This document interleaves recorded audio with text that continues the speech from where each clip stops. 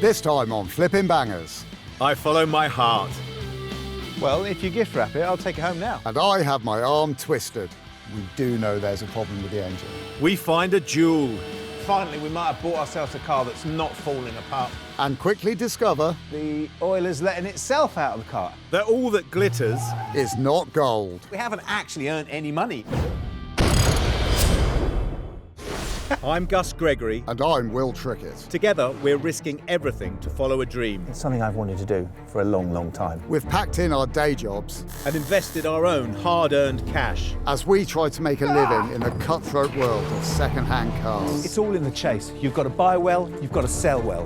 Why would anybody buy this car? We've got a goal. We want to double our money. If we put 500 quid in, we need to see £1,000 back. We're targeting the very bottom of the market. We buy cars that nobody else wants. Can we keep our business afloat? Flipping Bangers? It needs so much work doing to it. 1 year ago, we turned our backs on our regular jobs, rented this garage and attempted to carve out a new living by buying and selling cheap cars, and made enough money flipping bangers just to return. People dream of giving everything up, but we're doing it for real. And it's scary. We've emptied our pockets again, and this time we have enough to spend £500 to £1,000 on each car. If we want to cover our costs and pay ourselves wages, it's essential we double our return on every pound we put in. And we can only afford 5 workshop days per car. We've swapped a salary and a wage, possibly for nothing.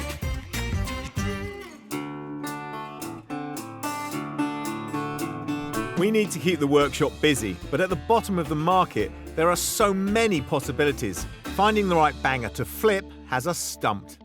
If you could have your absolute ideal, what would you buy next for us to do? That's easy, but it's not going to earn us any money because I would like a Land Rover. And they're always too big, too broken and too expensive to buy for the price that we want. We're never going to make any money with a Land Rover. No. Well, that's a shame, isn't it? Because that saddles us with my preference, which is base model hatchbacks, which on the face of it doesn't sound brilliantly interesting, does it? No. But I mean, the further back you go, the more interesting they get. Well, if we are going to do that then, can we steer clear, please, of all the sort of run-of-the-mill ones? Can we just get something a bit interesting? They're all run-of-the-mill, that's the thing. Yeah. They are, aren't they? But I secretly have an agenda, and a car that I've got my eye on is far from run-of-the-mill. Ages ago, we bought something from a French car collector, and a car in his collection, which I've never forgotten, is a glorious Mark I Renault 5, and it's cheap too. It's 1,600 quid. What? I know. 1,600 quid? We haven't got 1,600 quid. This is going to be a very expensive, let's just have a look at a car that we can't afford at all. But it is a very, very charming car. Charming as it may be, it's a Renault from 1974. 74. Yep. I mean, it might be a complete rot box. The owner of the car has said the Renault has a historic issue with overheating, which seems to be a common problem with many of the clonkers we buy. But it's so pretty, I don't care. The owner is not around, but his wife is.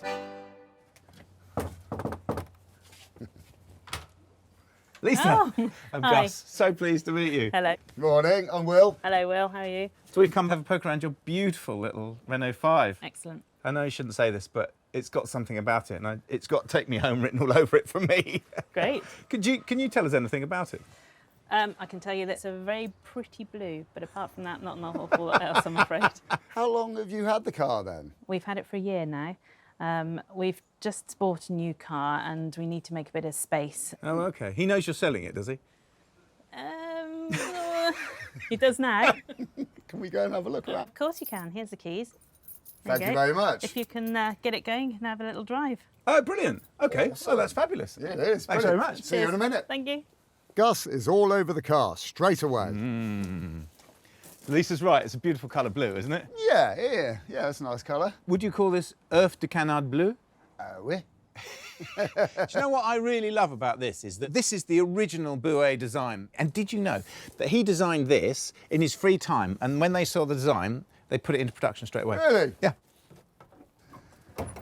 Ooh. Oh, wow. Spare wheel. That should go under the bonnet. It's got a really beautiful little indentation under the bonnet. You're quite enthusiastic about this little car, aren't you? Wow, now that is amazing. I wasn't expecting that. Okay, thumbs up. Actually, it's quite nice, but it looks like somebody's had a bonfire in the dashboard. It's a Gulwars related incident, isn't it? It is, yeah, definitely. Well, I love this. I love this pleated dash in the original cars. And I love this door card, which seems to be made of the same material as your weekend trousers. But at least with my weekend attire, I have some level of continuity. This car does not. That doesn't match that, which doesn't match that. And look at the state of that. That does look like it's just nicotine brown, doesn't It does, yeah. Let's fire this little bad boy out. That's not bad. No, it sounds great.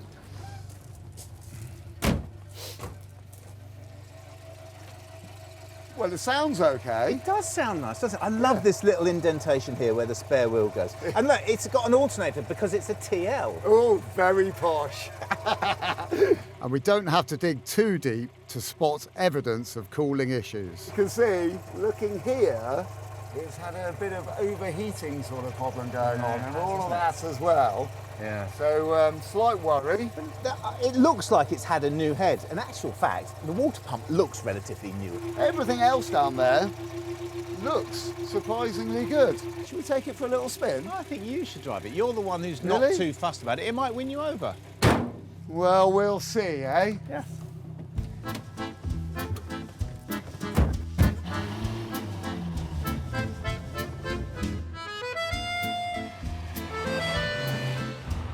This is the perfect French driving experience. Whether DS or traction Avant, this is a Renault 5. It's perfect. Okay, it is a French driving experience, but this seat is so uncomfortable. And the interior, well, is making me almost vomit. These are just little tiny niggling things. Okay, I tell you what, I'm going to find a Mark 1 Renault 5, okay? Yeah, okay. Mark 1 Renault 5 for sale. Let's see what we can find. Okay, it's a quick search, I'll give you that, but there's not one Mark 1 Renault 5 for sale in the country, online. Yeah, okay. I get it. Well, perhaps nobody wants one. But I do. The Renault even fails to overheat, so that seals it. Even noting Will's pointless resistance, I decide we'll buy the 5, but the price has got to work.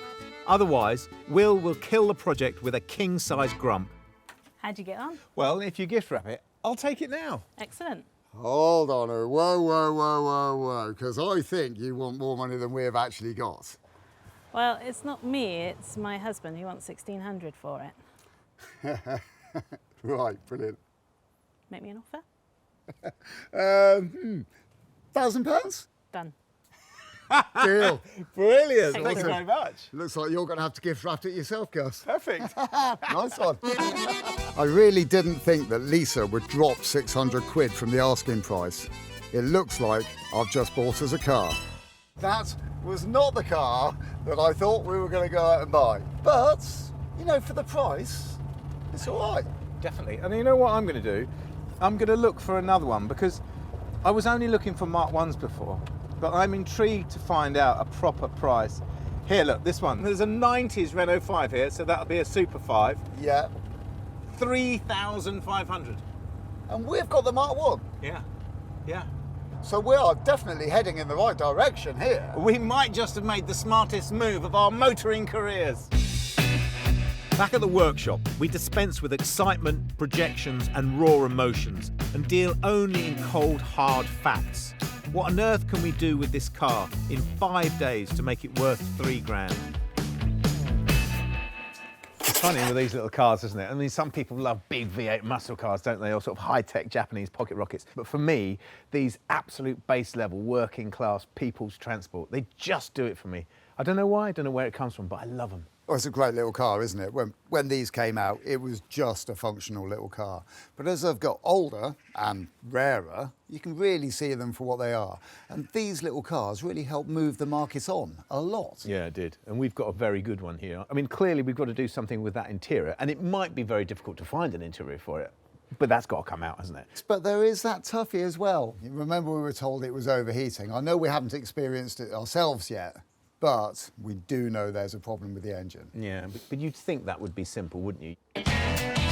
But as I snap away for the sales ad, I know that nothing's that simple. Just saying it out loud has probably jinxed the whole car. Still, we'll know a little bit more once we get a good look underneath.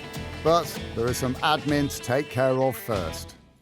I've been given the task of setting up the online auction for our little Renault 5, which is not my favourite thing in the world. I'm not that keen on computers and I definitely hate writing things down.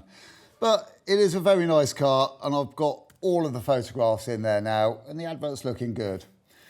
So, starting price, I thought 500 quid. Here's the good bit. Because this is a nice car and it's going to be an even better car by the time we've finished it, our buy it now price is quite high, but I think we should be able to achieve this. 3,495 quid. Reserve 2,500 quid. Let's see how we get on with that.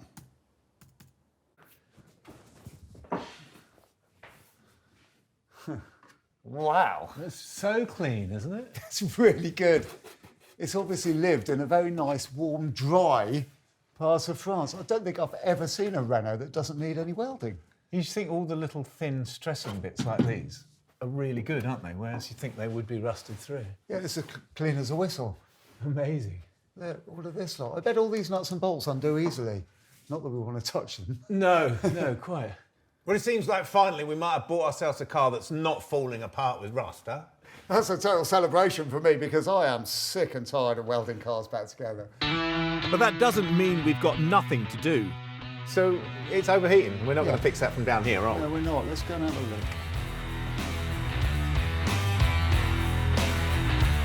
So we've got only one job, but the suspected overheating is a massive headache.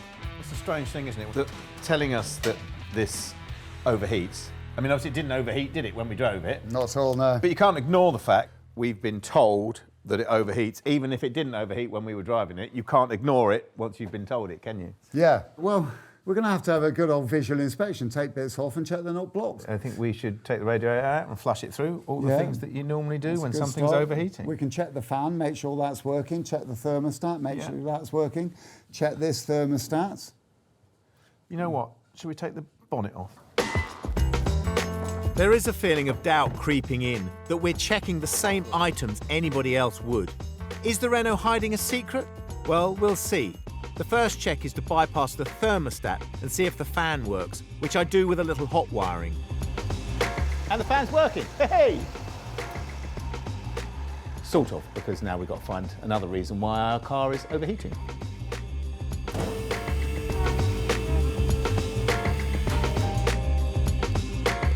Will drains the coolant in his usual tidy way, so we can take a look at the pipework. There's nothing out of the ordinary, there's just lots of fluid. We decided to do a compression test on this car because with the type of cooling system it's got, if the head gasket is blown, then it will be blowing straight into the water jacket. And if you end up with that blowing into the water jacket, it compresses the cooling system for the car, which will chuck the water out because it can't take the pressure, basically. So if we test the head gasket, then we'll know if we've potentially got that as a problem. Right, you give it a little spin over, Gus.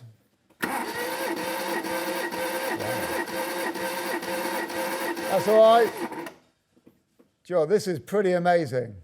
Because what would you expect the PSI to be on this? I don't know, 150 or something? 150-ish. It's gone up to 184 PSI. Blimey, it must be in really good nick, that engine. That's top compression. Let's try it in number 2. Will plays the boffin, but I do the real hard stuff. If you're doing a compression test, then you do need someone to sit in the car because A, they have to do the very, very, very technical piece of turning the key, which turns the engine over. But also, you've got to keep your foot flat on the accelerator because it lets more air into the combustion chamber and therefore gives you a correct reading.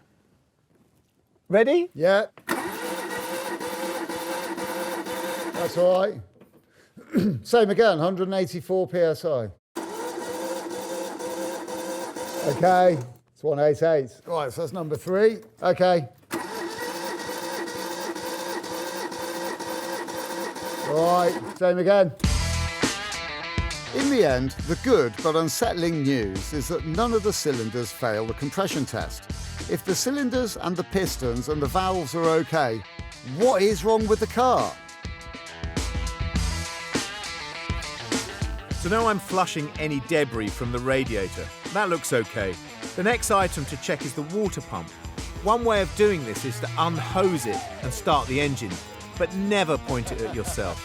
Yeah, there's only about 40 gallons all over the floor. We've done really well. So this is the thermostatic switch. Now there's a simple test we can do on this. If I plug it into the system and then bring it up to temperature in, thank you very much, Gus, the kettle. Right, With the ignition's on. Cool. Now that, when it gets warm enough, should make contact and switch on that fan. There we are. So there you go. That just proves that switch is okay. We're running out of problem areas. We've got no option but to head to the pub. We've been told about an issue that we can't see, and if we can't see it, we can't fix it. It's day 2 on our £1,000 Renault 5 project. Calling it a banger isn't really fair. It's better than that. But it does have an invisible overheating fault that we have no idea how to cure. Stubborn old Gus thinks we don't need to. Hiya. Morning, Gus. You're early. Well, I just wanted to get this run up, and I've been here an hour, and that's Yeah. been sat there for an hour, running up to temperature, fan coming on, temperature going down. Okay. I don't know, I just don't think it's overheating. Shall we get it back in? Well, we could do, It's a yeah. pretty conclusive test, isn't it? Well, yeah, but we want top dollar for this car. And, you know, in my mind, I've got to know that it's just right. Yeah. I read online about paper liner seals in our Renault engine. And if they fail, you get overheating and an engine rebuild. A part of me thinks that a new engine for the Renault, that's around 300 quid, is one way to be completely sure of a problem-free car. Cars like our little Renault are incredibly rare, and it's even more difficult to find people who know about them or even have any parts for them. Now, I found out about this guy called Derek, who apparently is a guru in the subject. I'm definitely at Derek's place. So, as you know, we've got problems with our little Renault 5, and we were thinking, why don't we just turf the engine out of it and just get a decent replacement engine and chuck it straight in there? Well, they're like hen's teeth. You know, there's not many of them left at all now. So the Mark II Renault 5, which is a lot of them around, they got a different engine. It's transversely mounted. So there's so many differences on it, it's not worth doing. Well, funnily enough, I've actually got a little picture of the car here. Oh, there right. we go. Oh, I know this. I did some work on that a few years ago. Really? Yeah, I actually rebuilt the engine on that. That's So, good news. Yeah, so the engine should be fine. Where would you recommend we start looking for problems with an engine of this nature? Well, if it's overheating, you've obviously checked the basics. Yes, we So have. it's unlikely to be the liner seals because they normally cause emulsification of oil rather than overheating. So have you tried a leak detection fluid? No, we haven't actually. Okay, right. So you can get this special fluid that changes colour if you've got combustion gases leaking into the cooling system. Okay then, so if we do that, we might be able to eliminate the head gaskets. But it did have a problem. The heater was leaking quite badly and we couldn't get one at the time. And the customer asked me to bypass the heater because it was just losing too much coolant. Okay, well, it's got a heater matrix in it now. Right, well, that's obviously been fitted since. Okay then. Yeah, well, the same engine is in a Renault 4, so we've got one next door you can have a look at. Where is it? This way? Yeah. Okay, well, if you have a look at this one, so what you need to look out for, it's the same engine, but the difference is on the Renault 5, the heater is up there. It's the highest point of the system. Ah. On the Renault 4, it's inside the car. So if you've got an airlock, it's going to be in the heater. So if someone's changed that heater and they haven't bled it out properly, that's the first place I'd look. Suddenly, we're making progress. Will calls me and gives me the news that unless the engine fails and new test he's got lined up, we may have an airlock issue. So I check over the plugs, points, leads and rotor arm, as I figure it'll have to be done at some point. It's really baffling me. Everything on the engine is as it should be. Even the air filter is fine. Hello. Hello, Gus. All right, mate? What you got? I've got what's called a bubble tester. Ooh. Just been seeing a nice guy called Derek. He's given me lots of tips and advised that we carry out this test. This 20 quid test is like the compression test we've already done, but works in a different way. Where the compression test suggests problems with loss of compression, the bubble test actually demonstrates the presence of carbon monoxide where it shouldn't be, in the cooling system. Will the engine pass muster? And the fascinating answer is no. Green. Yeah, well, that is definitive, isn't it? We have a problem with our head. I knew we did. I don't like to say I told you so, but I did. I was worried about it. Okay. Off with its head? At last, proof that our issue lies in the head itself. Most likely a small crack. Otherwise, it would have come up sooner. Oh. So at least we're getting there. Except we're not really getting there, because the head removal isn't a small thing. We have to strip away the battery and various engine ancillaries, and the belts, carburettor, pipework and brackets. In other words, everything, and only then are rewarded by a peep at the valves.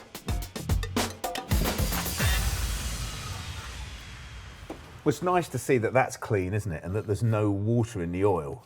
Yeah, it gives me a small amount of confidence, but we're still looking at finding a problem somewhere. Yeah, well, I guess there will be, won't there? Yeah. Let's get it off, shall we? I'll do the ones opposite you. Right.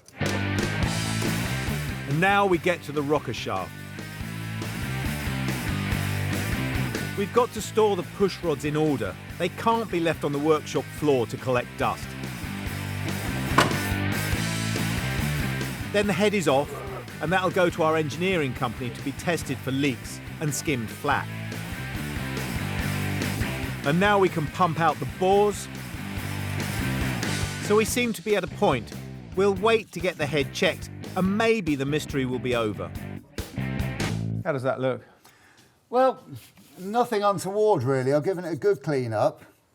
The where the gasket seats for the head, that all looks very good and very clean on all 4 cylinders. Yeah, it does. The liners seem to be in nice condition. I can't find any problems with those. So I think really, if we've got a problem, it's going to be in the head.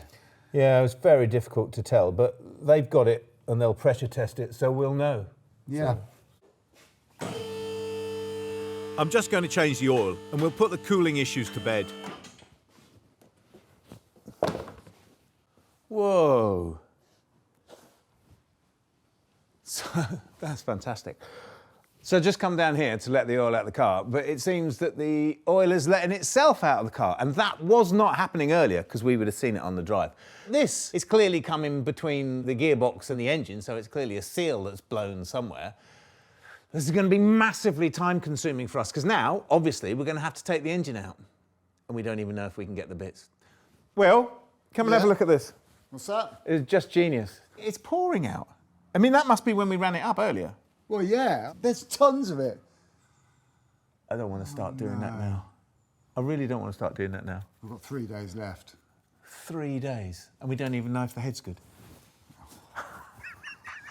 This was a perfectly good engine this morning. What are we going to do? It's the end of the second day, and it feels like the Renault is determined not to play ball. We have a business buying cars that no one else wants. And although our Renault 5 looked pretty special when we first bought it, if anyone could see the trouble it's been dishing out, they'd give it a miss.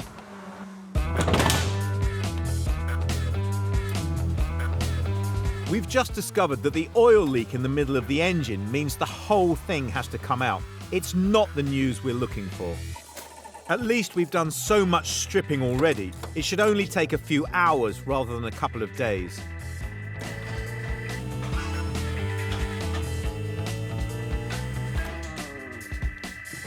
These wheels need a proper going over, but we just don't have time to get to it now.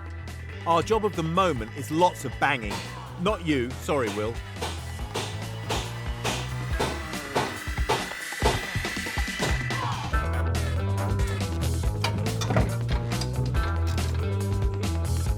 and we remove the drive shafts on both sides. I hope Gus is feeling happy because all of this effort, well, let's not waste words, it's his fault. Late afternoon and we're ready for the final push, or pull. Right, one very technical bit of lifting equipment. I think it should be a double bowline Turk's head. I'm just saying. That's exactly what it's going to be. We've got to get the rope in the right place because if we don't, it won't come out. At least, that's what applied astrophysics tells us. You see that? No, I can't. Up a little bit more. Hang on, I want to go the other side of the gear lever. There you Yeah, go. that's the kiddie. Got it? Yeah. We should have a bet on the balance point. I think it is exactly where we reckon it's going to be. In the middle. Bang on in the middle, yeah. Yeah. Will thinks he's the rope master, but does his Boy Scout training count for anything in our workshop?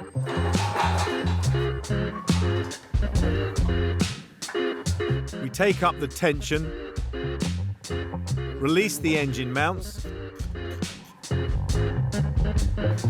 and here she goes. Look at that.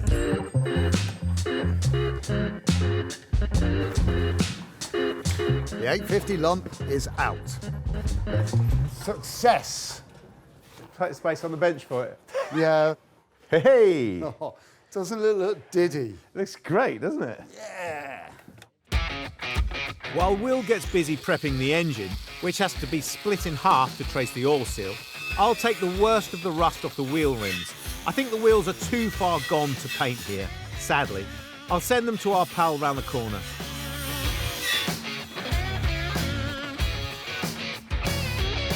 And a couple of hours later, Will is back with a head that's been skimmed and pressure tested. Hey. Gus, look at that. One complete top-end gasket set. Ooh, lovely. And let's go on top of that lot. Look at this. Ah. Doesn't that look great? I was worried, you know. I didn't think this would be coming back. Well, it has, and it looks utterly beautiful and ready to go straight on. Well, it's perfect timing because it would be really great to get that on, clamp the liners down before we split it and try and find that oil seal. The guys have found evidence of tiny cracks on our head that they've managed to remove by skimming. That's fine for us. Potentially, we've just fixed our engine for £35. The rebuild process is the next step. Carefully setting and torquing the head down. The workshop manual is the Bible for all torque settings.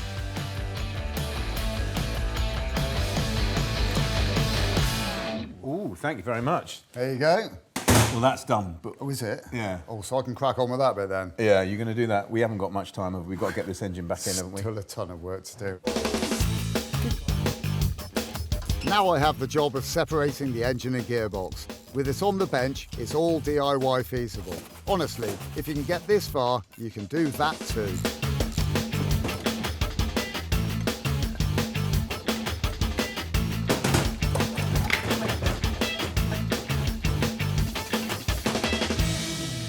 So we're pretty certain it's the rear crank oil seal which has gone. Now it happens to be buried right in the middle of everything. I've already removed the gearbox, so I've got to remove the clutch and the flywheel, and then I've got good access to get to it and replace it. The assembly unbolts just like any other car. I've just got to keep on stripping back until I get to the bits I need.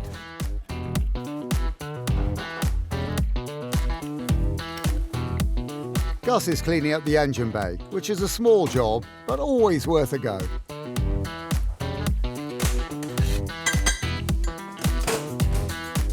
And finally, I gain access to the oil seal, a common issue on this engine. Oh, there we go. It is definitely the rear crank oil seal. The oil's coming out there. Now, this is good news because that is a simple fix. Get a new one, put it in there. It's just taken a long time to get to this stage. You found it? I have, yes, as we thought it was going to be, rear crank oil seal. It's simple, isn't it? But what it's done is it means we've got to put this back together, we've got to put this back in the car. It's taken us 3 days, and all it's really done is meant that we've taken our eye off the ball with the rest of the car, because we haven't actually earned any money yet with this car. We put all this back together and put that back in. Yeah. It's still worth the same money, isn't it? It is, yeah. So day 3 is done, and we take an emergency visit to the pub to help square our lack of visible progress. It's day 4 on our Renault project. The car owes us just over £1,000. But the issue is, we've neglected the aesthetic aspect of the car while being consumed by the mechanicals. Some mysterious black tape is next on the agenda. We definitely need to have a conversation about this tape, don't we? Yeah, we do. It's got to come off. No, wait. How do you know that's not put on there in 1974 at the Renault factory? Because it's insulation tape. Well, you don't know that. You've not done a spectrometer reading of it, have you? You don't know that isn't original tape. I don't, but I bet you $1 to a donut this is. Shall we have a little controlled... A little control one, just a little quick peel back, yeah, shall we? tiny bit. Oh, and you've taken the lot off, haven't you? I have, yes, because I hate it, and it's insulation tape. Now we've got to fix these. Yeah, that is a problem, isn't it? I mean, there is a rationale that says we shouldn't molest this car any further, that we should maybe try and find what was clearly been put on here, which is the rubbing strip, isn't it? Yeah, but in the time that we've got available, we're never going to find the rubbing strips and get them on there. It's just never going to work. But now, looking at this, A, it's not original paint, is it? No. And B, it needs quite a lot of work doing to it, doesn't it? Yeah. And for what we want for this car, I reckon it's worth the time and the effort. I think you might be right in actual fact. Do you want to take the rest of this tape off and I'll go and see if I can find a match for the paint? I certainly do. Well, I'm going to love taking this tape off. So that's where we're at. As he loves to, Will picks at the scabs and gives us paintwork to do. And we strip the interior out to gain access to the back of the holes we need to fix. And there's another reason too. We've been given another set of seats with the car, but they aren't in great nick, so we'll be hunting for new ones. We've decided not to weld the holes in the body. There's a better way to go for us. The fiberglass paste is okay for the backs of the holes, but the fronts will need to be filled with the usual 2-pack filler. Got quite a big dent here, all the way around here, look. Now, I'm going to try and remove this dent a little bit. I'm not aiming for perfection. And I've also not used one of these tools before, which is quite good. It's one of those tools that you can put on the inside and then lever the dent out. So I'm going to give it a bash and see how I get on. I got this tool for 15 quid online. It's quite cool. You do need a soft hammer to counteract the larger dent I've made in the other side, but I don't really do soft hammers. So it's trial and error. But once satisfied with my panel beating, I rub it down for a rattle can paint job. Using an orbital sander, I go over the panels that will paint.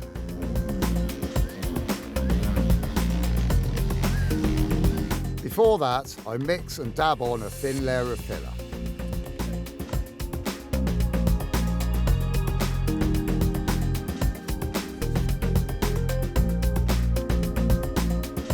While Will inhales various toxic fumes, I'm taking a little time out for a really scary job. There's no way that we're going to put those second-rate seats back in our Renault 5. Because if we finish our Renault on time, it's going to be a very, very special car for us. And if I can't find them in the UK, which I can't, I'm going to have to look on French sites. The major problem with that is that I don't actually speak French. My French is atrocious. But I'm going to take the plunge, or le plonge, as I think they say in France.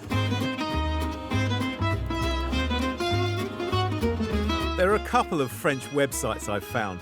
One is an auction site that's popular in the UK. Another deals with cars, houses, chairs, and well, pretty much anything really. It's there I find an interior for a Mark I Renault 5.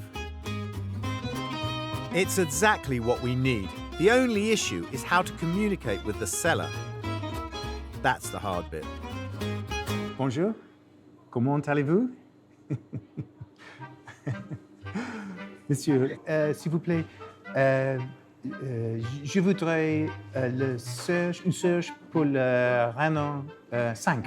I use the word that's close to the French translation for monkey. That does get things off to a shaky start. J'avais le derrière. Pardon? Oui. Then I throw in another language completely. Solamente no es español. Parlez-vous anglais, monsieur? But it's only when the seller puts his 11-year-old daughter on the line, who speaks a few words of English, that we start making progress. Combien pour le deux? I may have called her sir, but under the circumstances, think that's okay. They even promised to send the seats overnight as part of the £200 cost. Okay. Merci, merci. Au revoir. Success. Your oil seal is here. Oh, that's fantastic. Yeah. I'm a bit covered in paint and filler, though. OK, well, I'll put it back on, shall I? Oh, that'd be magic. Cheers, Gus. I pull off the old seal, replace it,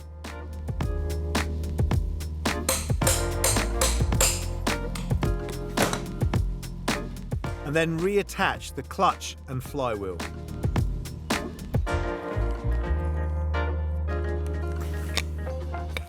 I'm putting the clutch back in the engine. And normally, if I'd been bothered to go this far, take the flywheel out, I'd put a new clutch in it. But you can see on this clutch, it's still got the marks here where they've faced it at the factory. It's had no wear at all, this clutch. So actually, it makes no sense changing it. So we're saving money, about £50, and have the pleasure of seeing that the Renault, apart from its cracked head, is in fine shape. It's time to strip out the lights, the vents, give a final rub down,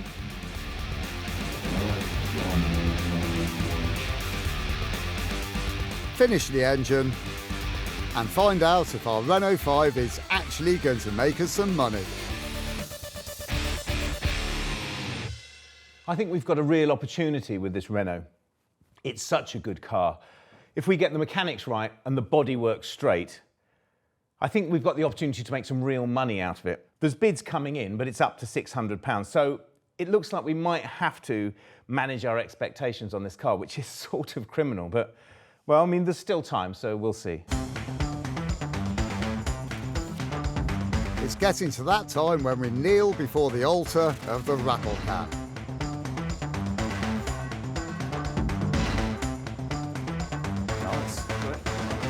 But the engine can go back in first, so it feels like we've actually made a little progress. Oh, yeah, that's good. Right. OK, I'm ready for a bit of down. Gently, gently. Gently, gently, yeah. Slowly, catchy monkey. Right, whoa. A little bit more. Yeah. Great. Can we push in a smidge? That's as far forward as it'll go now, isn't it? Right, OK, so we've just got to tease it by that. That's it. That's There you go, down a bit. With a little jiggery pokery, she's sitting pretty. The engine, not Will. That's it, we're on.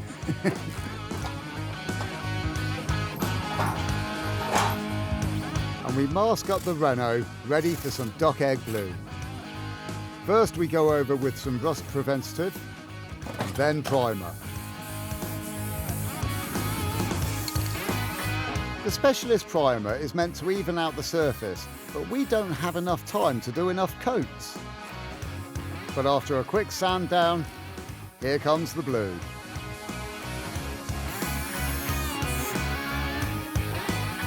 We should spend a couple of days for a tip-top finish, but that's asking too much of our schedule.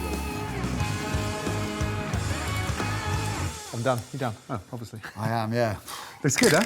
Yeah, let's get out of it. Yeah. No pub tonight, as we're already full of toxins, but at least we'll get a good night's sleep. Day 5, £1,250 in. Can we finish a minor restoration in one day? At least the seats from France have arrived. Last day. I know, but that's the problem. It's the last day, and this is very unfinished. We've got a lot to do. We have, yeah. OK, come on. No time to waste. It's time to see whether our budget paint job is going to set off the car. Perfect colour, Matt. And it does. So now we catch up by putting all of its bits back on. Not to mention the last few mechanical items to connect the wheels to the engine.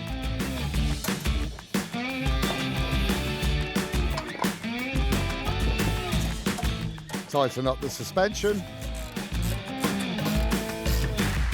And get the cooling system back in place. Top up the coolant, remembering to bleed the heater matrix at the top of the engine.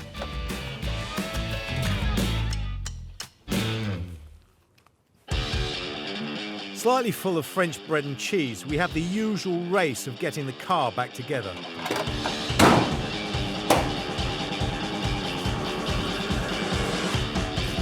So having these wheels powder coated was a massive luxury for us. It's not something we normally do, but A, we didn't have time to do them ourselves, and B, they were in a terrible state. Every second we throw ourselves into it. Just a detail, the Renault still needs an interior that's lined up and ready to go in.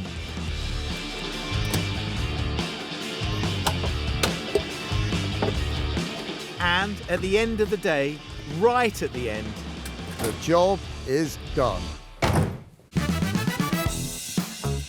so this is our Renault 5. We only paid £1,000 for her, but we didn't hold back on our spend to make her perfect. Actually, that's not true. We stripped the engine and overhauled the cooling system for just £35, and that was for skimming the head. The seats were £200 and the finishing on the wheels just £250. Add in some cash for consumables that includes our baguette and cheese, and the 5 owes us £1,485. So Gus, look, our little Renault 5. You have been the champion of this little car all along, and I'd just like to know what you think of it now. It's amazing, isn't it? It is really gorgeous. And it's been teasing us along, isn't it? It was, oh, this is wrong with me. Oh, no, this is wrong with me. We have ended up with something which now looks, in my mind, utterly incredible. I actually genuinely think the best thing that's happened to this car is us having it. We've had such a great time with the Renault. We invest in a cheap day crossing on a ferry to indulge it and us with a little trip on home soil. So why are we here then? Because it's perfect. I wanted to take some pictures of the car in its natural habitat, and this is very French, isn't it? And you never know, we might sell the car here. I haven't really noticed an awful lot of passing trade. Yeah. I have noticed that they're selling chips, Ah! and I'm off to get some. Okay. As Will stuffs himself, I snap away, and then the Renault is ready to drive. It's magnifique. It's funny, isn't it, these cars? It looks so retro now when you look at it outside. But it's difficult to remember that when this was new, this was a cutting edge of car technology. This was the really cool car on the block. And Renault was a publicly owned company, so this would have been a great hope. And people would be standing on the streets here going, Allez, le nouveau Renault 5! Très bien, allez, allez! They would have been waving flags. Yes, and they would also be saying, but I have my 2CV, I might as well just hold on to that. It still holds up today, because on these roads, even the two of us rolling along, we could do this all day, couldn't we? It's lovely. Yeah, it's a great little car. The thing that's making me feel really positive is the engine's not overheating. Good point. And it hasn't blown up. Oui, oui. Boom. If we don't get our money for this car, I will be sad. What are you trying to tell me there? Well, the auction's finished. It didn't meet its reserve. We got 1,940 quid bid for it, Yeah. which, although on one hand that's a lot of money, it's not enough, is it? It's not enough for us. We do need more. I think we should just suck it up and relist it. Yeah, £2 first time round, never know. Next listing, we could get 3. 3 would be très bon, huh? Uh-huh. Oui. So with an intoxicating whiff of Frenchness and a big dose of love for the Renault 5, we head back to relist and wait and see whether our patience is to be rewarded. A week or so later, our new ad yields results. Hello, Al. Ah, All right, then. hi, nice to meet you. Good day to you. Hello, How are you? Gus. Pleased to meet you. Nice to meet you. Brilliant. So you've had a chance to have a good look around the car. What do you reckon to it? Yeah, it's great. It's what you thought it might be? It's exactly what we're after. You're not buying this for yourself, are you? No, no, no. I look at cars for a dealer Okay. who speculates on cars of this age, and we see if we can make some money on it. So you're in a position to make an offer? Yeah, most definitely. Yeah. What sort of money are you after? We were wondering what you might be thinking, actually. It's very difficult to sort of be the first one in, I know. I'll give you 2,000. That's not really enough. I mean, of course, we're both in business to make money here, aren't we? So we have had to think about it, haven't we? Yeah, we have. And really, 2,600 is the lowest we could go and still make a margin for ourselves, isn't Yeah. it? Okay. I'll go for that. Yeah. 2,600. Brilliant. Oh, that's fantastic. That's sort of sad to see it Lovely. go, to be fair. Well, it is, but I hope you have as much success with this car as we have. Yeah. Yeah. Great. Brilliant. Cheers. Thank you. Thanks for that. See you later. Bye-bye. Bye-bye. We've made over £1,000. Not quite the magic double, but a magic result all the same.